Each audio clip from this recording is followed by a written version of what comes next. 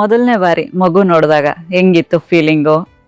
It was amazing. So ಅದೇ normal delivery ಆದ್ರೂ C section ಆದ್ರೂ ಇವಾಗೆಲ್ಲ ಫುಲ್ ಏನು ಜ್ಞಾನ ಏನು ಹೋಗಲ್ಲ. Only thing is that partial ಇದಿರುತ್ತೆ. ಸೊ ನನಗೆ ಫುಲ್ಲು ಜ್ಞಾನ ಆಯಿತು, ಎಲ್ಲ ಆಯಿತು. ನಾನು ಪೋಸ್ಟೆಡ್ ಅ ವ್ಲಾಗ್ ಆಲ್ಸೋ ನನ್ನ ಒಂದು ಯೂಟ್ಯೂಬ್ ಚಾನಲಲ್ಲಿ. ಆ್ಯಂಡ್ ಒಂದೇನು ಅಂದರೆ ಇವಾಗ ಹಾಸ್ಪಿಟಲ್ಸಲ್ಲೆಲ್ಲ ನಿಮಗೆ ಡೆಲಿವರಿ ಇದನ್ನು ಕೂಡ ನೀವು ವಿಡಿಯೋ ಮಾಡ್ಕೋಬೋದು, ಫೋಟೋ ತೆಕ್ಕೋಬೋದು, ಡಾಕ್ಟರ್ಸ್ ನಿಮ್ಮ ಹತ್ರ ಮಾತಾಡ್ತಿರ್ತಾರೆ, ನೀವು ವ್ಲಾಗ್ಗಳನ್ನ ಮಾಡ್ಕೋಬೋದು, ಎಲ್ಲ ಮಾಡ್ಕೋಬೋದು. ನಾನು ನನ್ನ ಹಸ್ಬೆಂಡ್ ಆರಾಮಾಗಿ ಅಲ್ಲೂ ಒಳಗಡೆ ಎಲ್ಲ ವೀಡಿಯೋಸ್ ಮಾಡಿಕೊಂಡು ವ್ಲಾಗ್ ಮಾಡ್ಕೊಂಡು ಆರಾಮಾಗಿದ್ದಿ. ಡಾಕ್ಟರ್ ಆರಾಮಾಗಿ it hardly takes up 10 minutes or 15 minutes ಅನ್ಸುತ್ತೆ ಅಷ್ಟೇ ಮಗುನ ಆಚೆ ತೆಗಿಯೋಕ್ಕೆ. ಸೊ ಡಾಕ್ಟರ್ ಆರಾಮಾಗಿ ಆಪರೇಷನ್ ಮಾಡ್ಕೊಂಡು ಅವರು ಮಾತಾಡ್ತಾ ಇದ್ರು, ನಾನು ಮಾತಾಡ್ತಾ ಇದ್ದೆ, ನನ್ನ ಹಸ್ಬೆಂಡ್ ಬ್ಲಾಗ್ ಮಾಡ್ಕೋತಾ ಇದ್ರು. ಅಷ್ಟ್ರಲ್ಲಿ ಮಗು ಆಚೆ ಬಂದೇ ಬಿಟ್ಟಿತ್ತು. ಓಕೆ. ಅಂಡ್ ಫಸ್ಟ್ ಟೈಮ್ ನೋಡಿದಾಗ ನಾನು ಅದನ್ನೇ ನನ್ನ ಮಗನ್ ಕೇಳಿದೆ, ಅಷ್ಟೆಲ್ಲ ಎಕ್ಸಸೈಸು ಯೋಗ ಎಲ್ಲ ಮಾಡಿದ್ದೆ ನಾನು, ನೀನೇನು ಕರೆಕ್ಟ್ ಆಗಿ ಪೊಸಿಷನ್ಗೆ ಬರ್ಲಿಲ್ವಂತೆ ನೀನು. ನಿಮ್ ಮಗು ಜೊತೆ ಮಾತಾಡಿದ್ರ?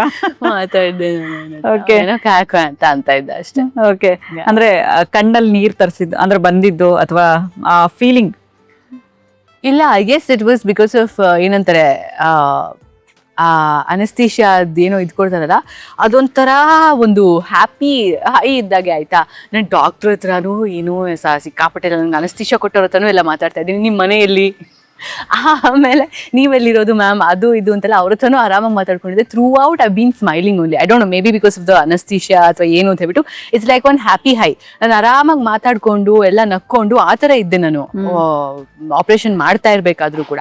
My husband was very emotional. ಅವ್ರ ಕಣ್ಣಲ್ಲಿ ನೀರು ಬಂದಿತ್ತು, ನನ್ನ ಕಣ್ಣಲ್ಲಿ ನೀರ್ಗಿರೆಲ್ಲ ಏನು ಬರಲಿಲ್ಲ. ನಾನು ಹ್ಯಾಪಿ ಆಗಿದ್ದೆ, ಆರಾಮಾಗಿದ್ದೆ ನಾನು.